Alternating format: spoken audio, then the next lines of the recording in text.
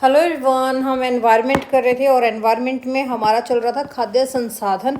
और खाद्य संसाधन में हमने लास्ट फसलें चक्र वगैरह सब कंप्लीट कर लिया था कि कौन कौन सी फसलें होती है, नकदी फसलें कौन सी होती है, खेती कैसे होती है, ये सब हम कंप्लीट कर चुके हैं।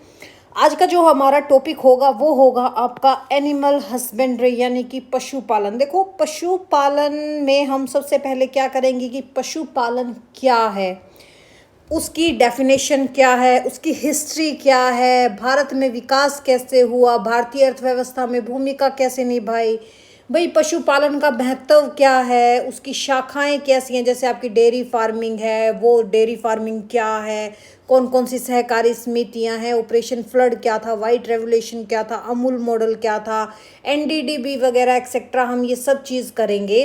तो चलो हम स्टार्ट करते हैं। आज का हमारा टॉपिक क्या है, जो है हमारा एनिमल हस्बेंड्री यानी कि आपका पशुपालन।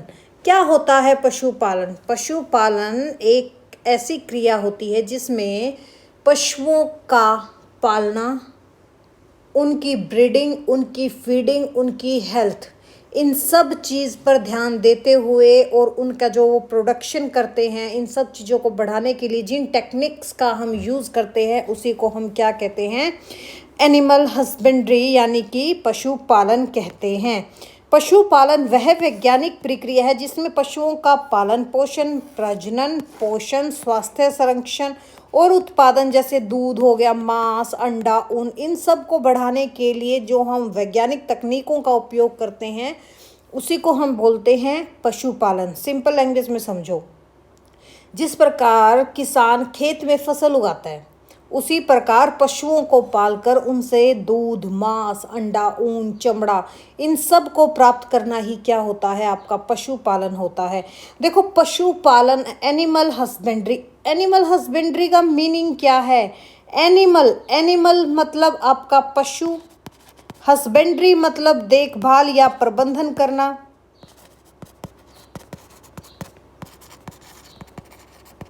तो यहाँ पे इसका मीनिंग क्या हो गया कि पशुओं का वैज्ञानिक प्रबंधन करना ही क्या होता है? एनिमल हस्बेंड्री होता है। अगर हम इसकी हिस्ट्री की बात करें, पशुपालन के इतिहास की बात करें, तो हम सबको पता है कि जो हमारा प्रागैतिहासिक काल था उस टाइम पीरियड में लगभग आज से 10,000 वर्ष पूर्व मानव ने जंगली पशुओं को पालतू बनाना प्रारंभ किया था। और सबसे पहले पालतू किसको बनाया गया था? कुत्ता। ठीक है, सबसे पहले किसको पालतू बनाया गया था? कुत्ता। और उसके बाद जैसे आपकी गाय होगी, भेड़, बकरी, सूअर, घोड़ा, ऊंट पालतू बनाया गया था। अगर हम भारत में पशुपालन की बात करें तो भारत प्राचीन काल से ही कैसा देश रहा है? कृषि प्रधान देश रहा है। सिंधु घाटी सभ्यता में भी आपको गाय के एविडेंस मिले हैं, बैल के मिले हैं, भैंस के मिले हैं, बकरे पाले जाते हैं, इन सब के एविडेंस देखे हैं। वेदों में गाय को क्या बोला गया है? अघन्या, जिसका मतलब क्या है? जिसे मारा न जाए, उसको क्या बोलते हैं? अघन्या। ठीक है, उसके बाद हमने देखा कि जो हमारा मॉडर्न टाइम आया स्वतंत्रता के बाद, यानी कि 1947 के बाद, हमने देखा कि वाइट रेवोल्यूशन आया, आपका ऑपरेशन फ्लड आया, national dairy development board NDDB, इन सब ने भारत को विश्व का सबसे बड़ा दुग्ध उत्पादन बनाने में अपनी अहम भूमिका निभाई। किस किस ने? White revolution, operation flood, national dairy development board जो आपका एनडीडीबी है, इन सब ने। और भारत क्या है? भारत को विश्व का सबसे बड़ा दुग्ध उत्पादक देश यानी कि वर्ल्ड का सबसे बड़ा दुग्ध उत्पादक देश कौन सा है? हमारा भारत है। इन पॉइंट्स को थोड़ा है ना ध्यान से देखा करो।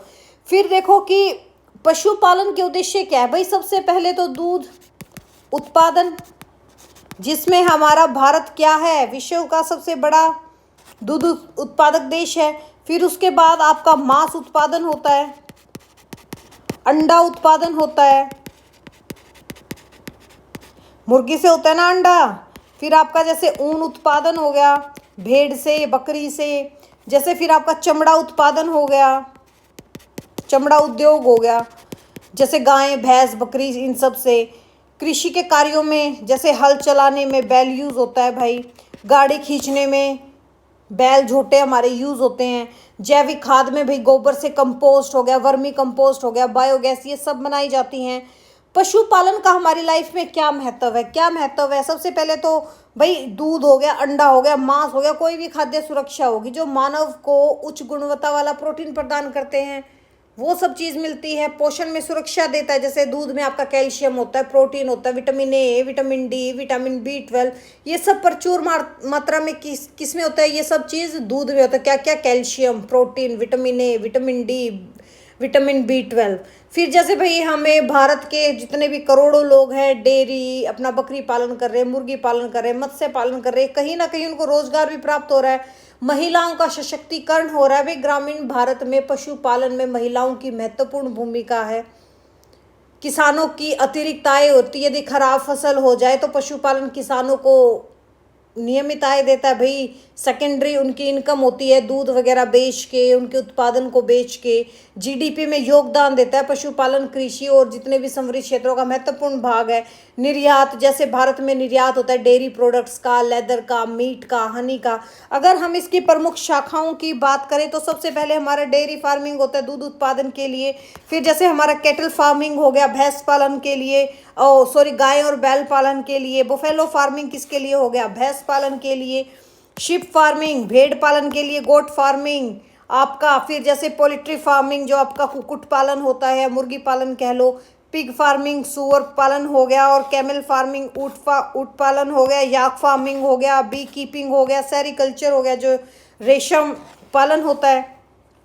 ये सब चीज़ मिलते हैं। तो देखो पशुपालन से प्राप्त हमें क्या क्या चीज़ें मिलती है। गाय से हमें दूध मिलता है, भैंस से दूध मिलता है, मुर्गी से अंडा मांस मिलता है, बकरी से दूध मांस और ऊन मिलती है, भेड़ से ऊन मांस मिलता है, मधुमक्खी से शहद मिलता है, रेशम कीट से भी हमें क्या मिलता है? रेशम मिलता है। ऊँट दूध और परिवहन के लिए यूज़ होता है, याक दूध और ऊन के लिए यूज़ होता है। अगर हम भारत में स्थिति देखें तो भारत का अगर हम वर्ल्ड में देखें तो दूध उत्पादन में फर्स्ट पोजीशन पे है भारत। भैंसों की संख्या में सेम फर्स्ट पोजीशन पे है। पशुपालन की सबसे बड़ी आबादी वाले देशों में भी हमारा भारत अग्रणी है। इन सब चीज़ों को याद रखना। भाई पशुपालन की चुनौतियों में आपका क्या जाएगा? पशुओं के रोग होगी, चारे की कमी होगी, अच्छी जितनी भी आपकी ब्रीड्स होती है उनकी कमी आ गई, जलवायु परिवर्तन हो गया, कम उत्पादकता हो गया, आधुनिक तकनीक की कमी होगी। इन सब का समाधान क्या है? भाई जो आपका कृत्रिम गर्भाधान होता है, टीकाकरण हो गया, संतुलित आहार हो गया, वैज्ञानिक पशुपालन हो गया, उनकी उन्नत नस्लें हों, डेयरी सहकारी समितियाँ होंगी, डिजिटल पशुपालन हो गया। तो एनिमल हस्बेंड्री क्या होता है? पशुओं का वैज्ञानिक प्रबंधन। क्या होता है भाई? पशुओं का वैज्ञानिक प्रबंधन। सबसे पहले पालतू पशु किसको बनाया गया था? कुत्ते को बनाया गया था। भारत क्या है? विश्व का सबसे बड़ा दूध उत्पादक देश है। गोबर में बायोगैस और जैविक खाद बनाई जाती है। पशुपालन किसानों की अतिरिक्त आय का क्या है? प्रमुख स्रोत है। अब हमारा क्या आ जाएगा? अब हमारा आ जाएगा भाई एनिमल हस्बेंड्री की ब्रांचेस क्या है, पशुपालन की प्रमुख शाखाएं क्या हैं। तो सबसे पहला हमारा क्या आ जाता है? Dairy farming. डेयरी फार्मिंग जहाँ से दूध और दूध से बने जितने भी हमारे प्रोडक्ट हैं उनको इकट्ठा करना, उनका प्रोसेस करना, उनकी मार्केटिंग करनी, इन सब से जो चीज़ हमें मिलती है उसी जो चीज़ करते हैं उसी को हम क्या कहते हैं? डेयरी फार्मिंग कहते हैं। और भारत में डेयरी उद्योग कृषि के बाद सबसे बड़ा ग्रामीण रोजगार का स्रोत क्या है? डेयरी फार्मिंग है। इसका उद्देश्य क्या है भाई? दूध के उत्पादन को बढ़ावा देना, उच्च गुणवत्ता के दूध को प्रोवाइड करना, किसानों की आय बढ़ाना, दूध उद्योग का विकास। तो दुग्ध उत्पाद क्या क्या हो सकते हैं? दूध हो गया हमारा भाई, दही हो गया, पनीर हो गया, मक्खन हो गया, घी हो गया, लस्सी होगी, क्रीम हो गया, खोया हो गया। जैसे आपके दूध उत्पादक राज्यों में आपका यूपी हो गया, राजस्थान हो गया, एमपी हो गया, गुजरात हो गया, आंध्र प्रदेश हो गया, हरियाणा हो गया, पंजाब हो गया। ठीक है, यहाँ पे क्या मिलता है हमें? दूध, ये दुग्ध उत्पादक राज्य हैं। दूध में हमें क्या मिलता है? जैसे प्रोटीन मिलता है, कैल्शियम मिलता है, vitamin A, vitamin D, vitamin B12, phosphorus, fat, ये सब हमें किस में देखने को मिलते हैं? दूध के पोषक तत्व। फिर उसके बाद आ जाता है डेयरी विकास के प्रमुख कार्यक्रम क्या हैं। सबसे पहला हमारा क्या है? White revolution. ठीक है, दूध उत्पादन बढ़ाना, जनक कौन है इसके? डॉक्टर वर्गीज कुरियन है। और भारत को विश्व का सबसे बड़ा दूध उत्पादन बनाने में इनकी सबसे अहम भूमिका है। फिर ऑपरेशन फ्लड आपका कब आया? 1970 में आया। इसका संचालन किसने किया था? नेशनल डेयरी डेवलपमेंट बोर्ड ने किया था, यानी कि जो आपका एनडीडीबी है उसने किया था। उद्देश्य क्या था? किसानों को उचित मूल्य मिले, उपभोक्ताओं को उचित मूल्य का दूध मिल सके और सहकारी दूध समितियों का विकास हो सके, जैसे आपका अमूल डायरी वगैरह, ये सब डायरी वगैरह लगी थी आपका। फिर हमारी क्या जाती है? कैटल फार्मिंग यानी कि गोपालन। गोपालन का उद्देश्य ही क्या था भाई? दूध, गोबर, जैविक खाद और आपका कृषि कार्य, बायोगैस, ये सब हमें मिले। भारत में गायों की प्रमुख नस्लें कौन कौन सी है? गिर, जो गुजरात में मिलती है, सबसे प्रसिद्ध दूध की नस्ल है ये, अधिक दूध है सबसे ज़्यादा। फिर जैसे आपका साहीवाल भारत पंजाब में और हरियाणा में देखने को मिलती है। साहीवाल कहाँ कहाँ देखने को मिलती है? हरियाणा और पंजाब में आपको देखने को मिलती है। ठीक है, भारत की सर्वश्रेष्ठ दूध नस्लों में से एक है। फिर जैसे रेड सिंधी, गर्म जलवायु की सहनशील करने की इसकी ताकत होती है। जैसे थार पारकर, रेड सिंधी होगी, थार पारकर होगी, राठी होगी, ये कहाँ है? आपके गुजरात में, उसमें सॉरी राजस्थान में है। अगर विदेशी नस्लों की बात करें तो जैसे आपकी जर्सी होगी, होलेस्टीन, फेरिसियन होगी, इनकी भी बिरानमाटी हो रही है हमारे भारत में आगे तो। ठीक है, इनका उपयोग किस लिए किया जाता है? भारतीय नस्लों के साथ क्रॉस ब्रीडिंग में किया जाता है। इनमें दूध बहुत ज़्यादा होता है भाई। ठीक है, विदेशी नस्लें कौन सी हैं? जैसे जर्सी होगी, होलेस्टीन, फेरिसियन होगी आपकी। फिर उसके बाद आपका बफेलो फार्मिंग आ गया। बफेलो फार्मिंग का मतलब क्या है कि बफेलो क्या होती है? भैंस। और भारत क्या है? विश्व में सबसे ज़्यादा भैंस पालन करने वाला देश है। हमारी प्रमुख नस्लें कौन सी हैं? मुर्रा। मुर्रा कहाँ मिली थी? आपके पाकिस्तान में, जहाँ पे आपकी इंडस वैली सिविलाइजेशन, हड़प्पा, जहाँ पे हड़प्पा एरिया मिला था, मोंटेगोरी में। ठीक है, पर मुर्रा नस्ल हरियाणा में, मुर्रा को हरियाणा में क्या बोला जाता है? काला सोना। क्या बोला जाता है? Black gold of Haryana is मुर्रा।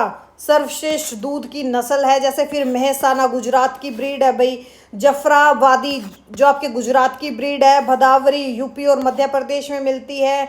नीली रावी आपके पंजाब क्षेत्र में होती है। उपयोग क्या है? दूध, घी, पनीर, दही, ये सब हम सबको मिल सके।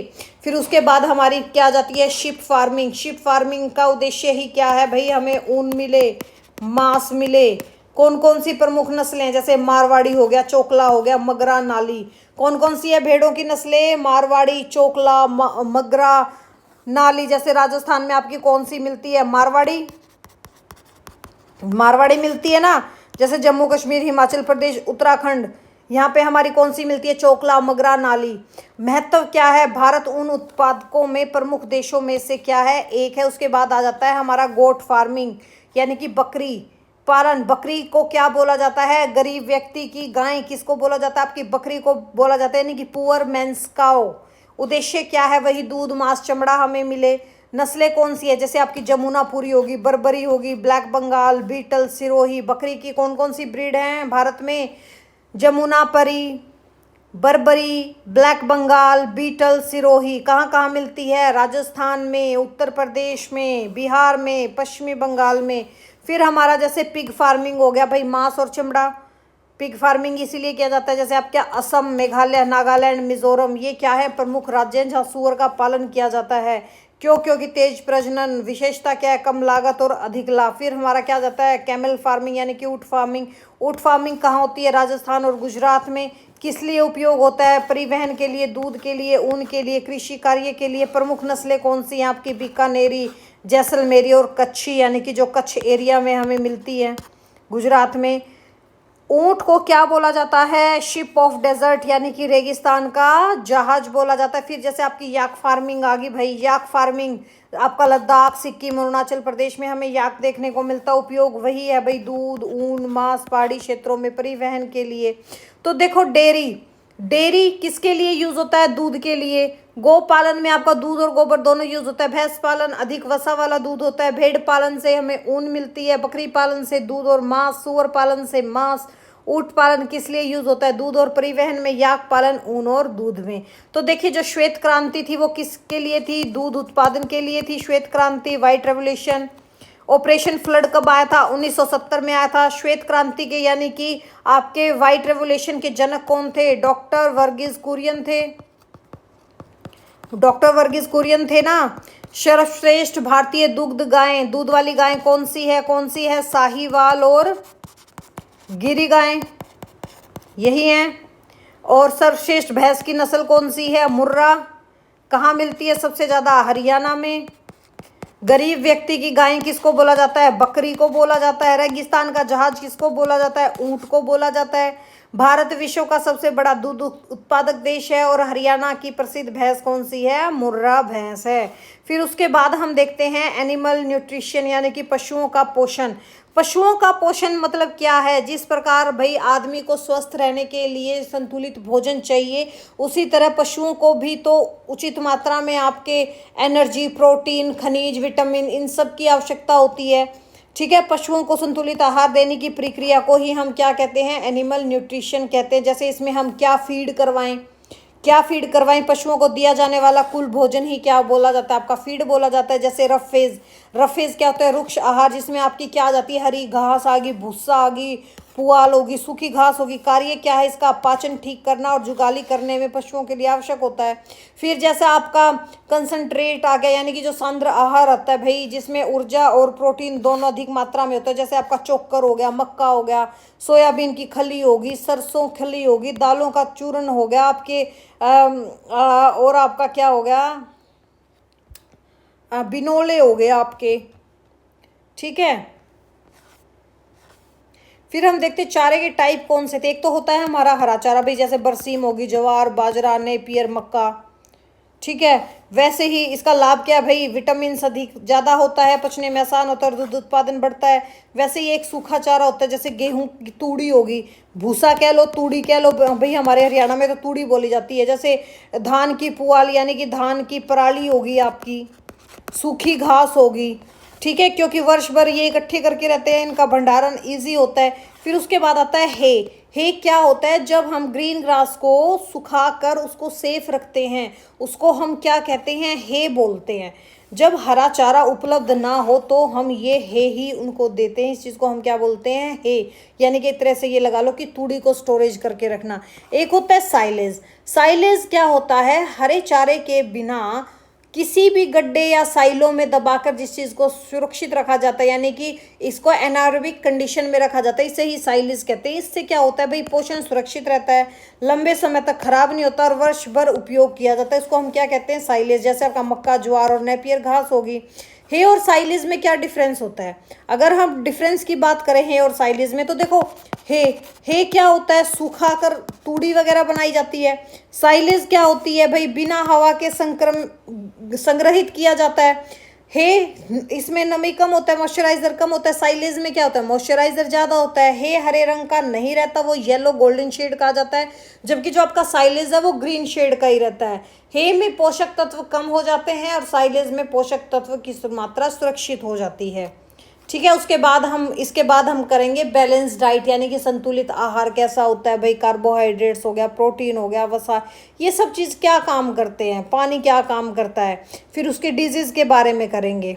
ठीक है, तो चलो मिलते हैं नेक्स्ट लेक्चर में। Thank you, have a nice